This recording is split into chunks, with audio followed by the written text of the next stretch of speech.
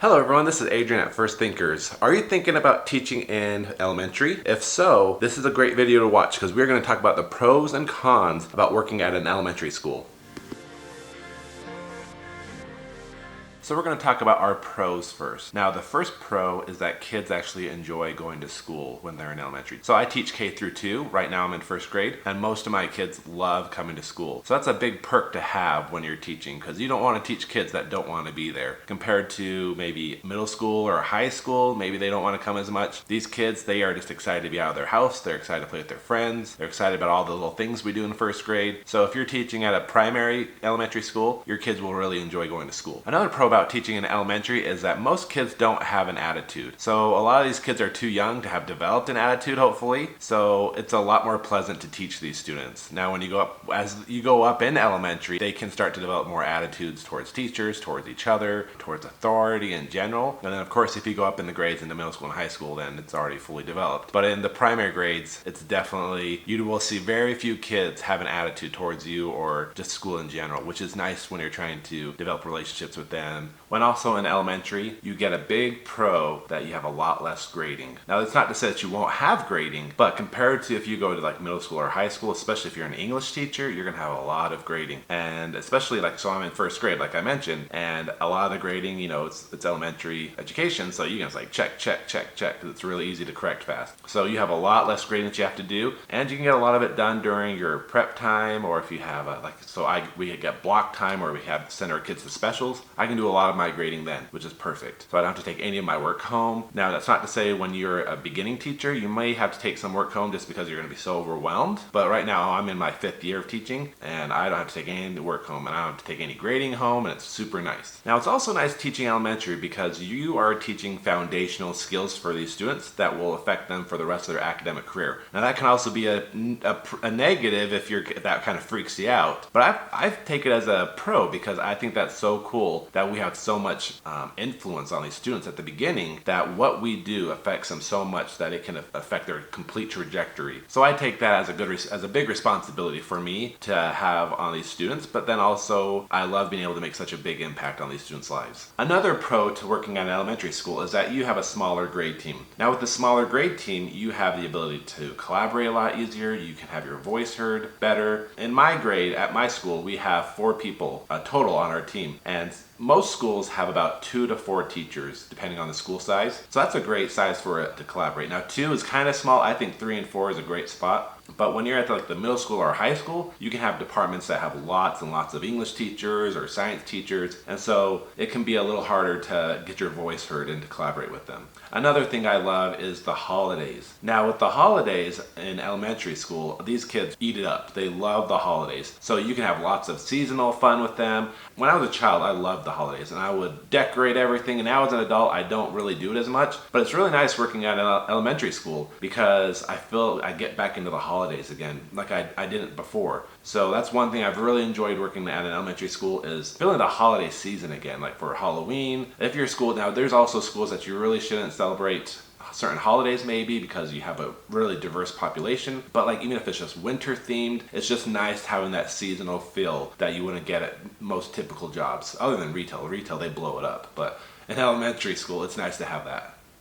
Another pro with working at elementary is you have far less students than you would at other, like if you go into middle school or high school. I have about 21 students in my classroom this year, which is great, especially for the lower grades. That's about the sweet spot where you want to about end right there. But when you go into the upper grades, you can have a lot more students than that. And that just means you're gonna have a lot more students to do grades for. That means you're gonna have a lot more students to try to build relationships with, which makes it a lot more difficult. And then you're also gonna have a lot more parents that you're gonna have to work with, and then also have more conferences with. So I find it as a big pro to work in elementary because you have far less students and you get to keep your students for the whole year. So it's a lot easier to build relationships with these students than it would be for students that are coming in every quarter or every semester. And tying in on that, you also get to see a lot more of your students' growth throughout the whole year. So like if you have a student that only stays with you for a quarter, you get to see their little bit of growth from the quarter and then they drop to go to another class. While if you are an elementary teacher, you get to keep them the whole year, like I mentioned before, and so you can see their growth for the whole year. And especially for first grade, it's a big deal. They come in as little babies, pretty much kindergartners still, and then when they're done, they've matured so much. they've grown so much, and then also academically, their abilities have went way up. So it's really cool to see all that growth within your students. Then you can only really do that if you have them for a long period of time, like you do in elementary. Now let's talk about some cons that you may have when you teach elementary. So the first con is you have to teach every subject. Now I personally don't mind that as much, but so with some teachers, it's just so much easier to plan and to learn your subject if you just have the one. While with elementary, we have to teach English, we have to teach ELDs, so like English language development, if you have a lot of ML students. You have to teach science, you gotta teach social studies, you gotta teach math, you gotta teach health, you gotta do everything for them. So that you kind of get spread thin. You're never a master of anything, which I mean you don't really have to be for elementary, but it can also kind of get mundane because you can't go in depth with some students sometimes. I don't mind it as much, but I think it's kind of a con though, that you have to do everything and you can't master and really dive deep into something like you could in middle school or high school if you're a specific subject teacher. Another con you may have in your elementary classroom is that you just have a lot of criers, especially in the lower grades. You're going to have students that are crying for their parents. You're going to have kids that are crying because they didn't get to finish their paper. You're going to have kids crying for stepping on their toe. You're going to have kids crying for everything. You're going to get kids crying for not being able to do something. And so it can be it depends on your personality. Some teachers they can't tolerate any crying.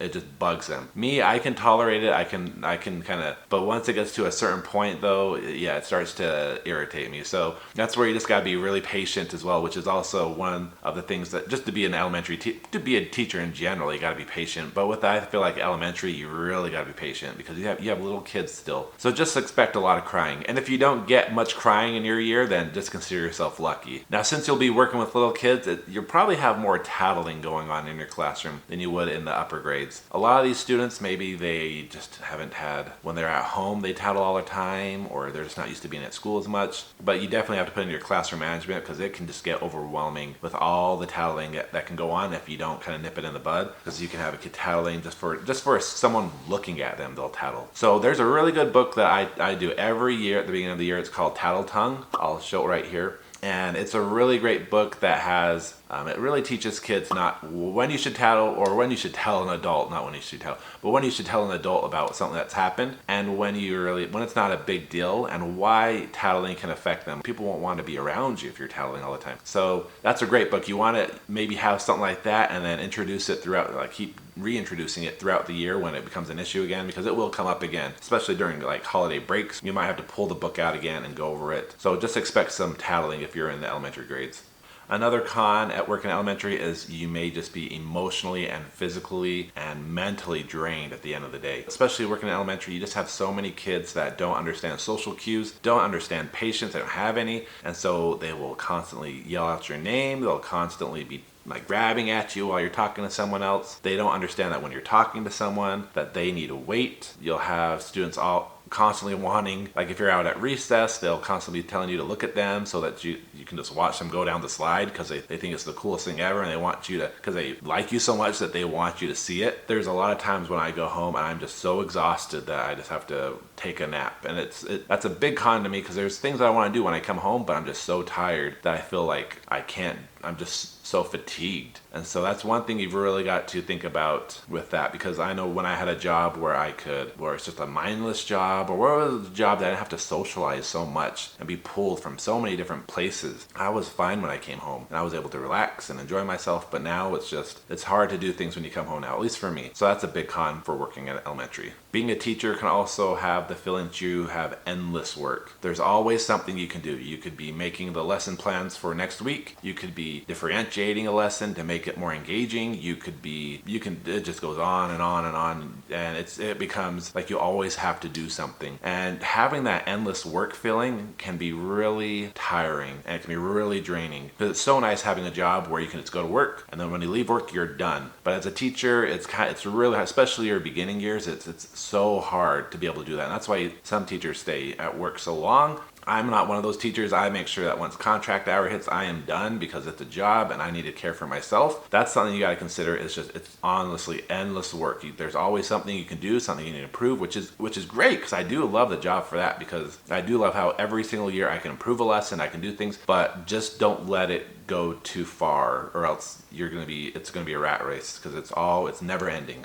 Now this con I didn't really think about when I first started teaching, but there's a lot of duties you have as a teacher outside of teaching that will be given by your admin. So maybe you have to do bus duty once a week. Maybe you have all these PLCs that you have to do throughout the week. There can be faculty meetings. There can be IEP meetings. You have 504 plans that you have to go to. There's just so many. You have trainings. There's so many different things on top of being a teacher that it can be overwhelming, and it can just be draining on top of just being a teacher is draining, but then all the other things you have to do on top of that, grades, it's a lot, and it can be super overwhelming. So just make sure that when you come into the teaching profession, you don't think, oh, I'm just going to teach and that's it, I'm going to be done. No, there's a lot more to it than just teaching. That's why some people just like to sub, because with subbing, you teach and then you're done and you leave. With being a teacher, you have so many more responsibilities and duties outside of teaching. So keep that into consideration.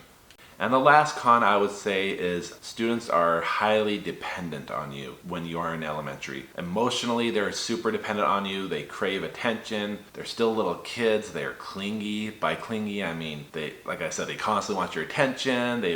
Some students may want to just hug you or touch you because they want that connection that they still get, because they're little kids and they still want to feel loved, which, I mean, everyone wants to feel loved. But when you're a little kid, you really want to feel loved. And so you guys set boundaries if you don't want to be touched, which, I mean, there's many reasons for not wanting to be touched, especially as a teacher. You got to set boundaries, and just know that these kids you'll have to tie their shoes, or they'll ask you to tie your shoes. You don't have to do it, but they'll ask you to tie their shoes.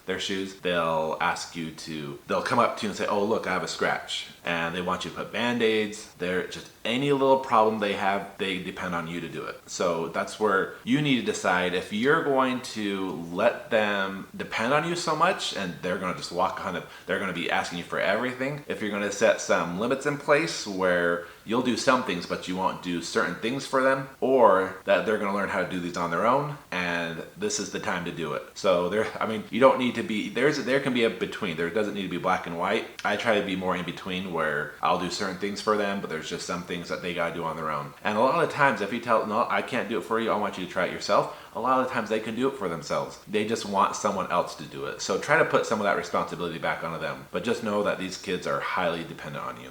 So those are my pros and cons for teaching in elementary. So I hope I didn't scare you away, because there's lots of good pros to working as an elementary teacher, but there's still some things, no job is perfect. And so there are some things that, you wish you wouldn't have to do, but you just have to expect it. If you like this video, go ahead and give it a thumbs up. Consider subscribing. I talk all about K through 2 teaching, and I hope to see, my name is Adrian, and I'll see you in the next one.